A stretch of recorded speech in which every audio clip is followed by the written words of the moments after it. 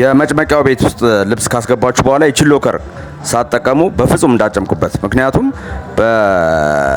በሚጨምቅ ሰዓት ከፍተኛ ፍጥነት ስላለው ልብስ በሮ በማይፈለግ ቦታ ሊገባ ይችላልና በምትመለከቱት ቀዳዳ ሃይ ስፒድ ስለሚሽከረከር በሩ ስለተዘጋ ለእናንተ አይታያችሁምና ሊገባ ይችላል ማለት ነውና ውሃ አላፈስም ሊል ይችላል።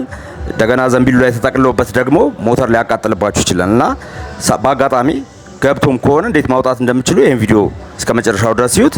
ይችን ሎከር የምታዩትን ከላይ ያለችው ከቨሯን ቀስ አድርጋችሁ ከነቀላችሁ በኋላ እጅ ማስገባት ይችላል ባለው ክፍተት ግላብ አድርጋችሁ ማጽዳት ትችላላችሁ ማለት ነው። ነገር ግን ዘንቢሏን ግን በፍጹም መረሳት የለባትም። እንደምትመለከቱት ይሄ ራሱ የተለያየ ቆሻሻ አውጥተንለታል። ውሃ አላፈስም ብሏቸው ነበረ በዚህ ምክንያት ማለት ነው። አጠቃቀም ችግር ነው። እንደዚህ አይነት ቪዲዮዎች እንዲደርሳችሁ ይሄን ቪዲዮ ላይክ አድርጉት፣ ፔጁን ፎሎ አድርጉት። ማሰራት ለምትፈልጉ ደግሞ ስልካችን ባዮ ላይ ያለ በ0922 39 78 51 ያሉበት ድረስ እንመጣለን። አሜን ኤሌክትሮኒክስ